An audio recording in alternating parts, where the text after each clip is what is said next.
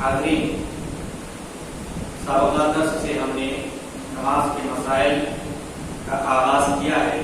پہلے درس میں نماز کی فضیلت کے تعلق سے گفتگو کی گئی تھی۔ آج کے اس درس میں نماز میں کوتاہی کا انجام اس تعلق سے گفتگو کی جائے گی کہ اگر ہم نماز کی پابندی نہیں کرتے ہیں، کوتاہی اور سستی سے کام لیتے ہیں، تو قرآن و سنت میں اس کی کیا خطرناک وعیدیں اور اللہ اور اس کے رسول صلی اللہ علیہ وسلم کی جانب سے کون کون سے عذاب وغیرہ کا ذکر کیا گیا ہے۔ چنانچہ نماز دین کا ستون ہے، بنیاد ہے اور دین کا ایک اہم ترین رکن ہے۔ نماز اللہ تعالیٰ کا حکم ہے، اس لیے جو شخص نماز میں سستی اور لاپرواہی برتے اللہ تعالیٰ اس سے ناراض ہو جاتا ہے، بلکہ ایسے شخص کے لیے آخرت میں تباہی و بربادی ہے۔ نماز میں کوتاہی پر بربادی کی وعید ہے۔ اللہ رب العالمین کا فرمان ہے، وَوَيْلٌ لِّلْمُصَلِّينَ الَّذِينَ هُمْ عَنْ صَلَاتِهِمْ سَاهُونَ۔ بربادی ہے ان نمازیوں کے لیے جو اپنی نماز سے غافل ہیں۔ نماز سے غفلت اللہ کے نزدیک اتنا بڑا گناہ ہے کہ ایسے شخص کے لیے اللہ تعالیٰ نے عذاب کی وعید سنائی ہے۔ مصعب بن سعد رحمہ اللہ فرماتے ہیں، میں نے اپنے والد سعد بن ابی وقاص رضی اللہ عنہ سے کہا، والد صاحب، اللہ تعالیٰ کے اس فرمان الذین هم عن صلاتهم ساہون کو آپ ملاحظہ فرمائیں، ہم میں سے کون ہے جس سے نماز میں بھول نہیں ہوتی؟ ساہون کا جو لغوی ڈکشنری کا جو معنی ہے، اس معنی کو لے کر انہوں نے پوچھا کہ کون ہے جس سے نماز میں بھول نہیں ہوتی ہے؟ ہم میں سے کون نماز ہی میں اپنی جی میں باتیں نہیں کرتا؟ دل میں خیالات آتے ہیں، باتیں ہوتی ہیں آپ سے۔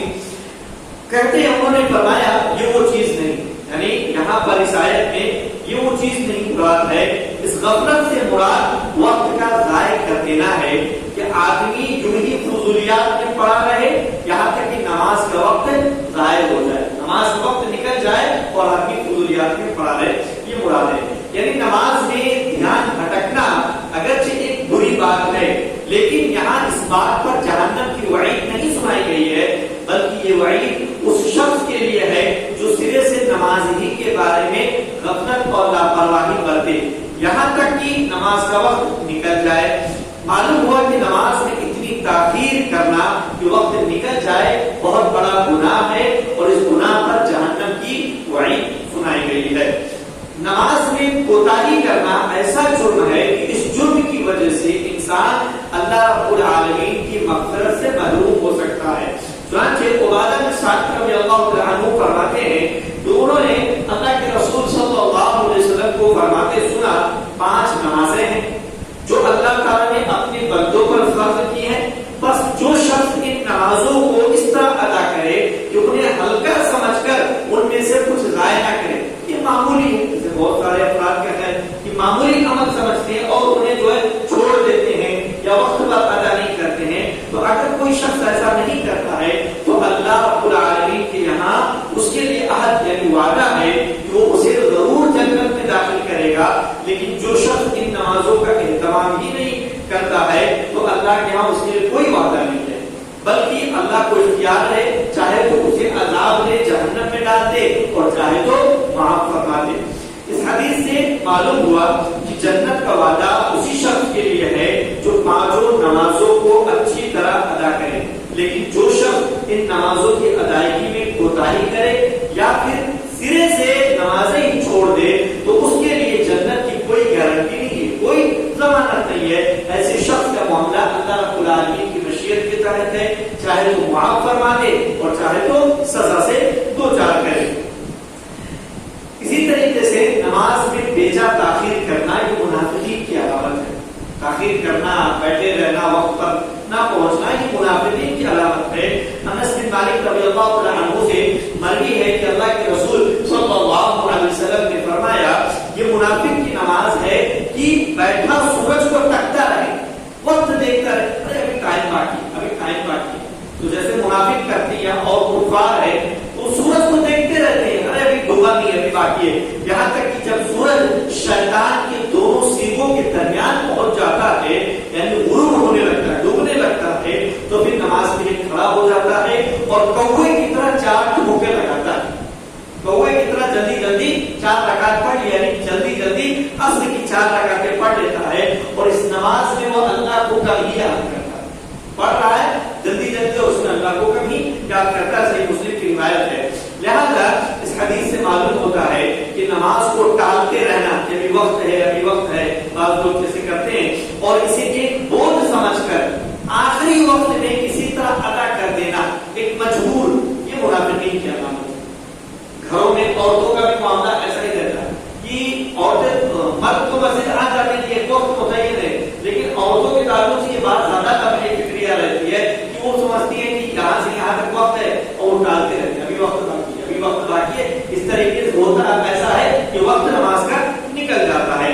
منافق چونکہ اندر سے ایمان والے نہیں ہوتے، بلکہ ان کا عمل جو بھی ہوتا ہے وہ دکھاوے اور مجبوری کی وجہ سے ہوتا ہے. نہ انہیں اللہ سے ثواب کی امید ہوتی ہے اور نہ آخرت کا یقین، اس لیے ان کے اعمال بالکل بے جان اور کھوکھلے ہوتے، بس یہ دکھانے کے لیے کسی طرح پڑھ لیے. لیکن ایمان والوں کا معاملہ ایسا نہیں رہتا ہے، بلکہ انہیں منافقین کے اعمال اور ان کی صفات سے بہت دور ہونا چاہیے. انہیں نماز کے اوقات کی رعایت کے ساتھ ساتھ نماز کی صفات کا بھی خیال رکھنا چاہیے کہ ہر رکن جو ہے اعتدال کے ساتھ اطمینان کے ساتھ ادا کرے اور نماز کو سکون اور اطمینان کے ساتھ بہترین انداز میں ادا کرنا چاہیے. نماز چھوڑنا کفر و شرک ہے. نبی کریم صلی اللہ علیہ وسلم کی حدیث ہے، جابر بن عبداللہ رضی اللہ عنہ روایت کرتے ہیں کہ نبی کریم صلی اللہ علیہ وسلم نے فرمایا، آدمی اور شرک و کفر کے درمیان نماز کا چھوڑ دینا. آدمی اور شرک و کفر کے درمیان فرق کیا ہے؟ نماز کا چھوڑ دینا. ایسے مسلم کی حدیث ہے، جس طرح ندی پر بنا ہوا پل اس کے دونوں کناروں کو جوڑتا ہے اور اس کنارے پر موجود شخص کو اس دوسرے کنارے تک پہنچاتا ہے، اسی طرح نماز چھوڑنے کا معاملہ کہ نماز کا چھوڑ دینا ایک مسلمان کو ایمان سے دور کر کے شرک و کفر تک پہنچا دیتا ہے. ایمان سے دور کرتا اور شرک و کفر تک پہنچا دیتا ہے. اس حدیث کی بنیاد پر بعض علماء کا یہ کہنا ہے کہ نماز چھوڑ دینے والا شخص اسلام سے بے دخل ہو جاتا ہے، اسلام سے نکل جاتا ہے، کافر ہو جاتا ہے. لیکن بعض دوسرے علماء فرماتے ہیں کہ یہ کفر و شرک وہ نہیں ہے جس کی وجہ سے آدمی اسلام سے نکل جائے. یعنی اس حدیث میں نماز چھوڑنے کو جو کفر و شرک سے تعبیر کیا گیا کہ وہ کفر و شرک نہیں ہے جس کی وجہ سے انسان دین سے باہر ہو جاتا ہے، اسلام سے باہر ہو جاتا ہے. ہاں، اگر آدمی نماز کا سرے سے انکار ہی کر دے تب وہ اسلام سے خارج ہو جاتا ہے. انکار کر دے تو اسلام سے خارج ہو جائے گا. البتہ جو شخص کبھی نماز پڑھتا ہے اور کبھی چھوڑ دیتا ہے لیکن نماز کو فرض مانتا ہے اور اپنے آپ کو گنہگار مانتا ہے، چھوڑنے پر گنہگار سمجھتا ہے، تو ایسا شخص کافر نہیں ہو جاتا. البتہ وہ بہت بڑا گنہگار ضرور ہوتا ہے اور اس کے گناہ کو عملی شرک و کفر سے تعبیر کیا گیا ہے. یہ عملی طور پر شرک اور کفر ہے، یعنی وہ بہت بڑا کفر و شرک نہیں ہے جو اسے اسلام سے باہر کر دے، اتنا بڑا نہیں ہے کہ اسے اسلام سے باہر کر دے. لیکن سوال یہ ہے کہ جب اللہ کے رسول صلی اللہ علیہ وسلم نے نماز چھوڑنے والے کے بارے میں اتنی سخت بات کہی تو کیوں ہم اس معاملے میں لاپرواہی برتے؟ کیوں نہ ہم پیارے رسول صلی اللہ علیہ وسلم کے فرمان کی تعظیم میں نماز کا خصوصی اہتمام کرنے والے بن جائیں؟ کیوں نہ ہم اپنے ایمان کی حفاظت کی خاطر اپنی نمازوں کی حفاظت کرنے والے بن جائیں؟ نماز کا چھوڑنا یہ صرف قرآن و سنت نہیں، صحابہ کی نگاہ میں بھی یہ بہت بڑا سخت گناہ تھا. چنانچہ صحابہ عبداللہ بن شقیق رحمہ اللہ فرماتے ہیں کہ اللہ کے رسول صلی اللہ علیہ وسلم کے صحابہ نماز کے علاوہ کسی اور عمل کے چھوڑ دینے کو کفر نہیں سمجھتے تھے. یعنی نماز کو چھوڑ دینا وہ کفر سمجھتے تھے کہ یہ کفری عمل ہے. تو معلوم ہوا کہ صحابہ کے نزدیک بھی نماز کا چھوڑنا کفر ہی شمار ہوتا تھا.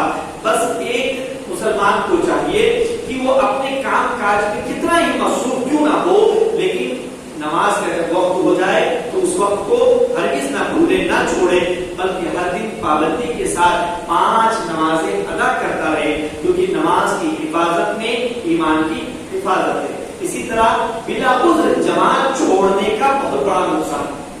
جماعت بھی فرض ہے، جیسے نماز فرض ہے ویسے جماعت فرض ہے. چنانچہ عبداللہ بن عباس 5 نمازوں کو ادا کرنا جتنا اہم اور ضروری ہے اتنا یہ اہم یہ بات بھی ہے کہ انسان ان نماز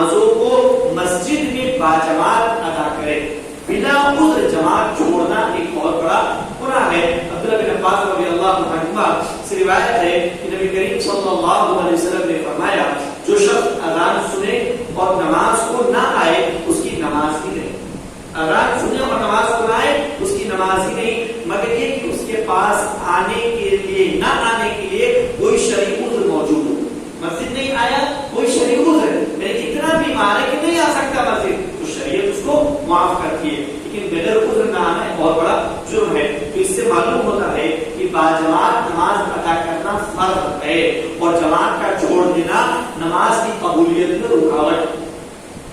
اہل علم نے، علماء نے دیگر دلیلوں کو، احادیث کو سامنے رکھتے ہوئے یہ بات ضرور کہی ہے کہ اس طرح پڑھی ہوئی نماز ہو جاتی، ادا ہو جاتی. یعنی کوئی شخص اپنے گھر میں پڑھ لے، باجماعت نہ پڑھے تو نماز ادا ہو جاتی ہے اور فریضہ ثابت ہو جاتا ہے. جو فرض تھا کہ نماز ادا کرنا فرض ہے، یہ فریضہ ثابت ہو جاتا ہے، ختم ہو جاتا ہے، لیکن وہ اللہ کے قبولیت اور رضامندی کا ذریعہ نہیں بنتی.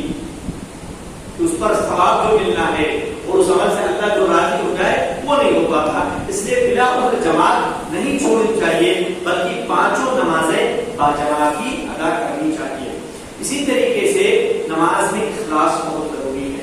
تمام عبادات میں اخلاص ضروری ہے کیونکہ اخلاص کے بغیر کوئی بھی عبادت اللہ کے ہاں قبول نہیں ہوتی. لیکن اخلاص کیا ہے؟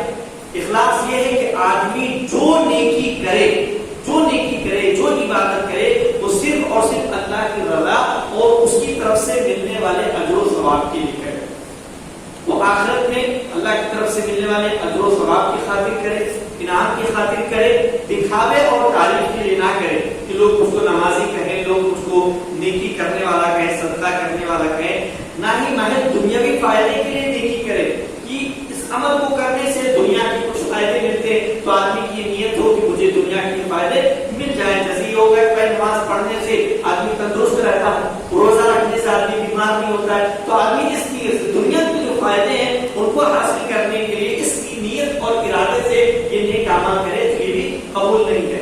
ارادہ اللہ کے لیے ہو یہ بھی فائدے ضمنی طور پر مل جاتے ہیں. یہ بات ضرور ہے کہ اللہ کے لیے کیا گیا عمل صرف آخرت ہی میں نہیں بلکہ دنیا میں بھی خیر و برکت کا ذریعہ بنتے ہیں.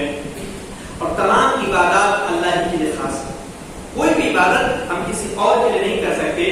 عمل کی قبولیت کے لیے دو بنیادی شرطیں لازم ہیں، ایک اخلاص نیت اور دوسرے اتباع سنت. اور ان شرطوں کو پورا کیے بغیر اللہ کے یہاں کوئی بھی عمل قبول نہیں ہوتا. بڑے سے بڑا عمل بھی اگر اس کے اندر اخلاص نہ ہو، اللہ کی رضا کے لیے اس عمل کو نہ کیا گیا ہو اور رسول اکرم صلی اللہ علیہ وسلم کی سنت کے مطابق نہ ادا کیا گیا ہو تو رد کر دیا جاتا ہے. مطابقت سنت، اتباع سنت ضروری ہے، یعنی طریقہ اللہ کے رسول صلی اللہ علیہ وسلم کا ہونا چاہیے.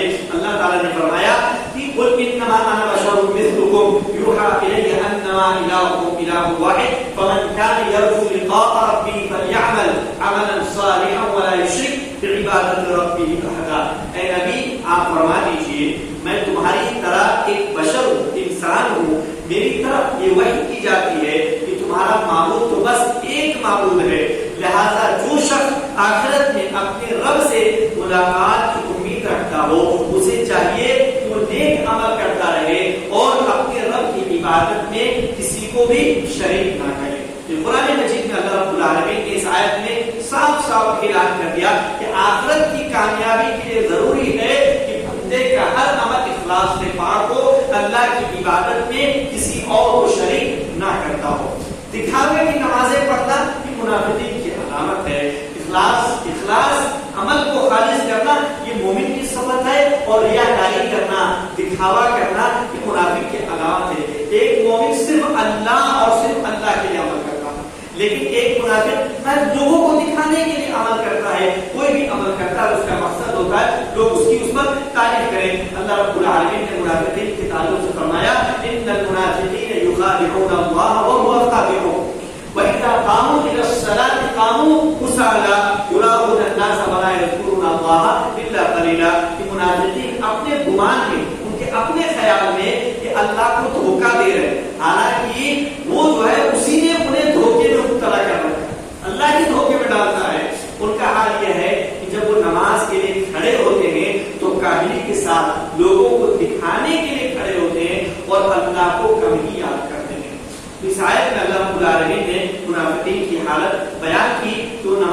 معاملے میں انتہائی سست ہوتے ہیں، ان کی نماز بھی مجبوری اور دکھاوے کی نماز ہے.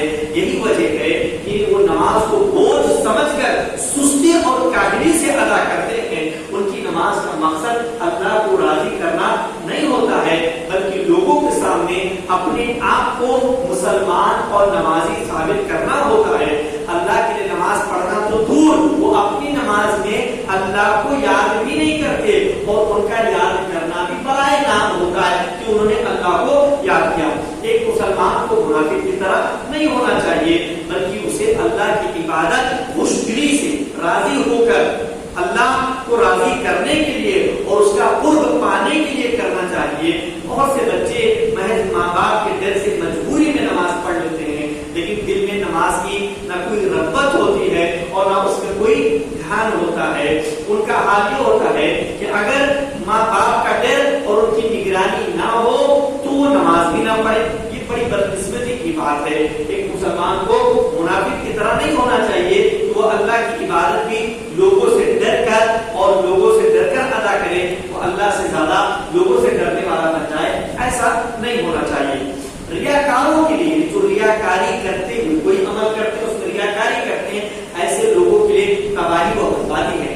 دکھاوے کی نماز پڑھنے والے کے لیے دو وعید ہیں، دو دھمکیاں. ایک تو یہ کہ ان کا عمل رد کر دیا جاتا ہے، قبول نہیں کیا جاتا. دوسرے کہ آخرت میں ان کے لیے تباہی و بربادی ہے. اللہ تعالیٰ کا فرمان ہے فویل للمصلین الذین هم عن صلاتهم ساہون الذین هم یراؤون. بربادی ہے وہ نماز پڑھنے والوں کے لیے جو اپنی نمازوں سے غافل ہے. اور اس کا معنی بھی بیان کیا گیا کہ غفلت سے کیا مراد ہے. جو دکھاوا کرتے ہیں، اس آیت میں یہ بات بیان کی گئی کہ وہ شخص بربادی کے دہانے پر ہے جو نماز میں لاپرواہ ہے اور پڑھتا بھی ہے تو بس لوگوں کو دکھانے کے لیے. امام قرطبی رحمۃ اللہ علیہ اپنی تفسیر میں فرماتے ہیں یہاں ویل سے مراد بربادی، ویل بربادی سے مراد جو ہے جہنم کا عذاب. بربادی سے مراد جہنم کا عذاب ہے. لہذا جو شخص تباہی و بربادی کے عذاب سے بچنا چاہے اس کے لیے ضروری ہے کہ وہ نماز جیسی عظیم عبادت کو ضائع نہ کرے، بلکہ اسے صرف اور صرف اللہ کی رضا کے لیے ادا کرے.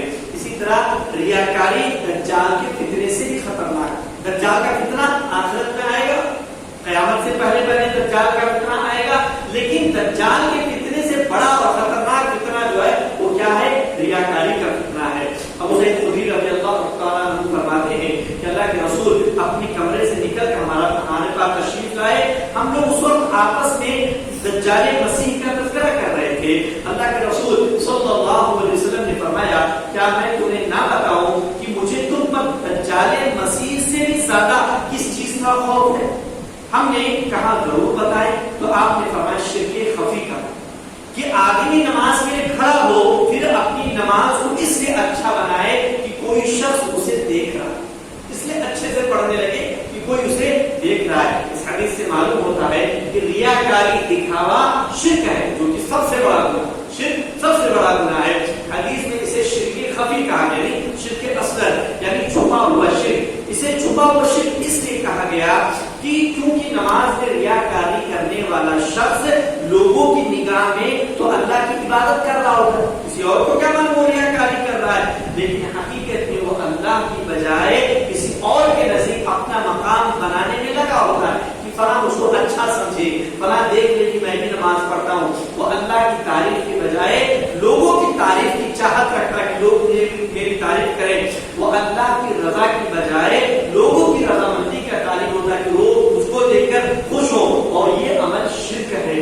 حدیث میں اسے شرک خفی اس لیے کہا گیا کیونکہ بتوں کی پوجا کرنے والا شرک، اس کی پوجا جو کرتا ہے بتوں کی، اس کا شرک تو صاف صاف دکھائی دیتا ہے، لیکن دکھاوا کرنے والے کا شرک چھپا ہوا ہوتا ہے. یہ عبادت اللہ کے لیے تو نہیں کر رہا، تو شرک یہ بھی کر رہا ہے اور اس کا شرک چھپا ہوا ہے. تو یہ اور بات ہے کہ ریاکاری چھوٹا شرک ہے، شرک اصغر ہے، اور اس سے آدمی اسلام سے باہر نہیں ہو جاتا ہے الا کہ ریاکاری کا اصل ایمان میں ہو. اصل ایمان میں ریاکاری ہو، جو ایمان کی بات کر رہا ہے کہ میں مومن ہوں، وہ اس میں ریاکار ہے، تو کافر ہو گیا، منافق ہو گیا. کہ آدمی محض دکھاوے کے لیے، لوگوں کو دکھانے کے لیے ایمان کا اقرار کرے جبکہ دل میں ایمان نہ ہو. الغرض ریاکاری ایک بہت بڑا گناہ ہے، لہذا ہر ایک مسلمان کو ریاکاری سے بہت بچنا چاہیے۔ اور یہ کتنی بدقسمتی کی بات ہے کہ انسان اللہ کی عبادت شروع کرے لیکن پھر اسے محسوس ہو کہ کوئی شخص اسے دیکھ رہا ہے تو اللہ سے اپنی توجہ پھیر دے، سب سے عظیم شخصیت اس سے اپنی توجہ ہٹا دے اور پھیر کر دوسرے شخص کی طرف کر دے۔ وہ اللہ کے لیے اپنی نماز کو بہتر بنانے کی کوشش نہ کرے بلکہ ایک انسان کے لیے اپنی نماز کو سنوارنے میں لگ جائے۔ وہ اللہ کے ہاں عزت کا مقام پانے کی بجائے ایک انسان کی دل میں جگہ بنانے کی چاہت رکھے، اسی طریقے سے اس کوشش میں وہ اپنی عبادت کو بھی ضائع کر دے، برباد ہو گئی اس کی عبادت، اور آخرت میں ملنے والے اجر و ثواب سے بھی محروم ہو جائے، بلکہ اللہ کی ناراضگی اور اس کے عذاب کا مستحق بن جائے۔ واقعی یہ شخص بہت بڑا ہی بدبخت اور بدقسمت انسان ہے، لہذا ہم میں سے کسی کو بھی ایسا نہیں ہونا چاہیے۔ آج کسی پر اکتفا کرتے ہیں، اللہ رب العالمین سے دعا کروں کہ ہم تمام لوگوں کو ان مسائل سے آگاہ رہنے اور ان سے جانکار ہو کر اپنی